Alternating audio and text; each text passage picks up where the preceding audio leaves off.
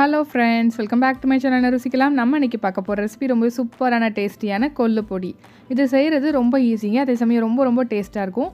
இதை வந்து நீங்கள் ரைஸ் கூட வச்சு சாப்பிட்லாம், இட்லி தோசை இதுக்கெலாம் வச்சு சாப்பிட்லாம். ரொம்ப நல்லாயிருக்கும். என் சப்பாத்தியில் கூட நீங்கள் மேலே தூவிட்டு அதுக்கு மேலே கொஞ்சம் ஆயில் இல்லைன்னா நெய் அப்ளை பண்ணி ரோல் பண்ணி சாப்பிட்லாம். ரொம்ப நல்லாயிருக்கும். ஹெல்த்தியான ரெசிபி. நீங்கள் வெயிட் லாஸ் பண்ணணுன்னா இது உங்களுக்கு ரொம்ப ஹெல்ப் பண்ணும். இதை வந்து நீங்கள் கிட்ஸுக்கும் கொடுக்கலாம். ரொம்ப ஹெல்த்தியானது, ரொம்ப நல்லாயிருக்கும். வாங்க இப்போ இந்த கொள்ளு பொடி எப்படி செய்கிறதுன்னு பார்க்கலாம்.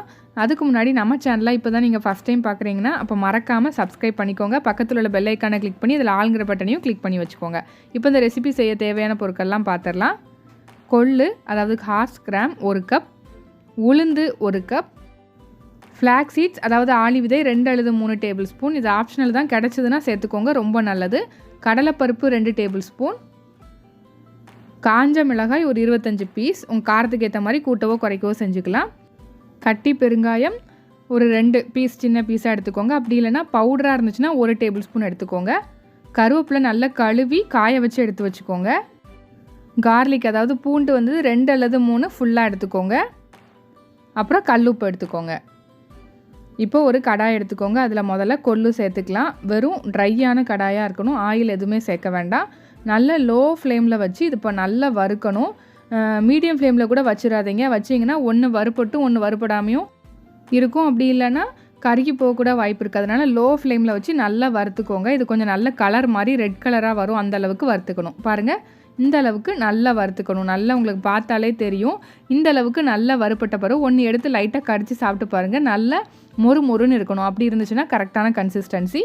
இப்போ இதை வந்து இன்னொரு பாத்திரத்தில் மாற்றி வச்சுக்கலாம். இது நல்லா ஆறட்டும். அதோட கலரை பாருங்கள் எவ்வளோ சூப்பராக, அந்த ஃபஸ்ட்டு நம்ம போட்டதுக்கும் இதுக்கும் டிஃப்ரென்ஸ் தெரியும். அதுக்கப்புறம் நம்ம இதில் உளுந்து சேர்த்துக்கலாம்.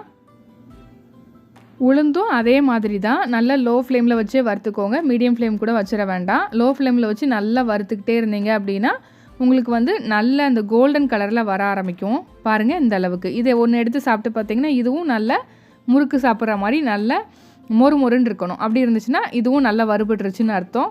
இப்போ இதையும் மாற்றி வச்சுக்கலாம். அடுத்து ஃப்ளாக் சீட்ஸ் அதாவது ஆளி விதை வந்து 2 டேபிள் ஸ்பூன் எடுத்துக்கலாம். இது வந்து நீங்கள் சேர்த்துக்கிட்டிங்கன்னா ரொம்ப நல்லது. கிடச்சிதுன்னா கண்டிப்பாக வாங்கி சேர்த்துக்கோங்க. ரொம்ப ஹெல்த்தியான ஒரு பொருள்னு சொல்லலாம். அதே சமயம் ஹேர் ஃபால்லாம் இருந்துச்சு அப்படின்னா உங்களுக்கு அது சீக்கிரமாக கண்ட்ரோல் பண்ணுறதுக்கு அது ரொம்ப ஹெல்ப் பண்ணும். அதே மாதிரி வெயிட் லாஸுக்கும் ரொம்ப ஹெல்ப் பண்ணும். இதையும் நல்லா வறுத்திங்கன்னா பாருங்கள், இந்த அளவுக்கு நல்லா வெடிக்க ஆரம்பிக்கும். அந்த அளவுக்கு வெடித்ததும் தனியாக எடுத்து வச்சுக்கோங்க. அதுக்கப்புறம் இதே கடாயில் கடலைப்பருப்பு சேர்த்துக்கலாம். இதையும் நல்ல லோ ஃப்ளேமில் வச்சு வறுத்து எடுத்துக்கோங்க, கொஞ்சம் கலர் மாறுற வரைக்கும். இப்போ இதையும் தனியாக எடுத்து வச்சிடலாம். அதுக்கப்புறம் இப்போ கொஞ்சமாக ஆயில் சேர்த்துக்கலாம். ரொம்ப சேர்க்க வேண்டாம், 1 டீஸ்பூன் அளவு சேர்த்தாலும் போதும். சேர்த்துட்டு நம்ம கட்டி பெருங்காயம் எடுத்து வச்சுருக்கோம்ல, அதை வந்து இந்த ஆயிலில் நல்லா பொரிஞ்சு வர வரைக்கும் ஃப்ரை பண்ணி எடுத்துக்கணும். நல்லா பொரிஞ்சு வந்தால் தான் உங்களுக்கு அந்த ஃப்ளேவர் நல்லா வரும். அதனால் நல்லா ஃப்ரை பண்ணி எடுத்துக்கோங்க. பாருங்கள், இந்த அளவுக்கு நல்ல புஷ்ஷுன்னு நல்லா ஃப்ரை ஆகி வரும். இந்த அளவுக்கு ஃப்ரை பண்ணி எடுத்துக்கோங்க. சப்போஸ் நீங்கள் வந்து பொடியாக சேர்க்குறதா இருந்தால் கடைசியாக நம்ம மிக்சியில் ஜாரில் சேர்த்து அரைக்கும் போது சேர்த்துக்கலாம். ஃபஸ்ட்டே சேர்க்கணுன்னு அவசியம் இல்லை. இப்போ இந்த ஆயிலே போதும். இதிலே வந்து நம்ம எடுத்து வச்சுருக்க காஞ்ச மிளகாயை வந்து சேர்த்துக்கலாம். ஒரு 25லேருந்து 30 பீஸ் வரைக்கும் சேர்த்துக்கலாம். நான் யூஸ் பண்ணியிருக்க இந்த வத்தலில் வந்து காரம் கொஞ்சம் கம்மியாக இருக்கும், அதனால் ஒரு 30 பீஸ் சேர்த்துருக்கேன். சப்போஸ் உங்கள்கிட்ட இருக்க வத்தல் வந்து காரம் அதிகமாக இருந்துச்சுன்னா கம்மியாக சேர்த்துக்கோங்க. இப்போ இதை நல்லா வறுத்தாச்சு. இப்போ இது கூடவே நல்லா காஞ்ச கருவேப்பிலையை வந்து நான் சேர்த்துக்கிட்டேன். உங்கள்கிட்ட ஃப்ரெஷ்ஷான கருவேப்பிலை இருந்துச்சுன்னா அதை சேர்த்துக்கோங்க. ஃப்ரெஷ்ஷான கருவேப்பிலைனா நல்லா கழுவி ஈரம் இல்லாமல் காய வச்சு அதுக்கப்புறம் இதில் சேர்த்துக்கோங்க. இப்போ இதையும் சேர்த்து இந்த மிளகா வத்தலோடய சேர்த்து நல்லா இதை வறுத்துக்கலாம். அந்த ஆயிலே போதும், எக்ஸ்ட்ரா ஆயில் சேர்க்கணுன்னு அவசியம் இல்லை. பாருங்கள், இந்த அளவுக்கு நல்லா வறுத்து எடுத்துகிட்டு இப்போது அதே கடாயிலே நல்ல பூண்டை வந்து 1-2 இந்த மாதிரி நசுக்கிட்டு தோலோடே சேர்த்துக்கோங்க. தோலோடு சேர்த்துக்கிட்டா தான் பொடிக்கு ரொம்ப வாசமாகவும் டேஸ்ட்டாகவும் இருக்கும். இந்த ஃபுல் ரெசிபியுமே நீங்கள் லோ ஃப்ளேமில் வச்சு பண்ணணும். அப்படின்னா தான் உங்களுக்கு வந்து அது கரிஞ்சு போகாமல் கரெக்டான டேஸ்ட்டில் நல்லா கிடைக்கும். அந்த தோல் தனியாக பூண்டு தனியாக வர வரைக்கும் நல்லா வறுத்து எடுத்துக்கோங்க. இப்போ இதை நல்லா ஆற வச்சிடணும். கம்ப்ளீட்டாக நல்லா ஆறினதுக்கப்புறம் தான் நம்ம மிக்ஸி ஜாரில் அரைக்க போகிறோம். ஃபஸ்ட்டு வந்து வத்தல், கருவேப்பிலை, பூண்டு இதை மட்டும் 3ஐயும் நம்ம நல்லா அரைச்சி எடுத்துகிட்டு வந்துடலாம். அதுக்கப்புறம் பருப்பு சேர்த்து அரைச்சிக்கலாம். அப்படின்னா தான் உங்களுக்கு ஒன்று போல் திப்பியாக இல்லாமல் நல்லா அரைச்சி வரும். இப்போ இதை ஃபஸ்ட்டு அரைச்சி எடுத்துகிட்டு வந்துடுறேன். பாருங்கள், இந்த மாதிரி தான் இருக்கும். இப்போ இதில் நம்ம வறுத்து எடுத்து வச்சுருக்க கொள்ளு, உளுந்து, ஃப்ளாக்ஸ் சீட்ஸ், அப்புறம் வந்து பெருங்காயம், இது எல்லாத்தையும் இதில் சேர்த்துக்கலாம். இப்போ சேர்த்ததுக்கப்புறம் இதை லைட்டாக அரைச்சி எடுத்துகிட்டு வந்துடலாம். பாருங்கள், இந்த அளவுக்கு அரைச்சி எடுத்ததுக்கப்புறம் இதில் வந்து கல் உப்பு சேர்த்துக்கலாம். உங்கள்கிட்ட கல் உப்பு இருந்தால் சேர்த்துக்கோங்க, ரொம்ப ரொம்ப நல்லது. அது இல்லை அப்படின்னா நீங்கள் நார்மல் உப்பும் சேர்த்துக்கலாம். உங்கள்கிட்ட கட்டி பெருங்காயம் இல்லை பெருங்காயத்தூள் சேர்க்குறதா இருந்தால் இந்த ஸ்டேஜில் சேர்த்து நல்லா அரைச்சி எடுத்துக்கோங்க. டெக்ஸ்சர் வந்து பார்த்திங்கன்னா லைட்டாக தருதருப்பாக இருந்துச்சுன்னா ரொம்ப நல்லாயிருக்கும்.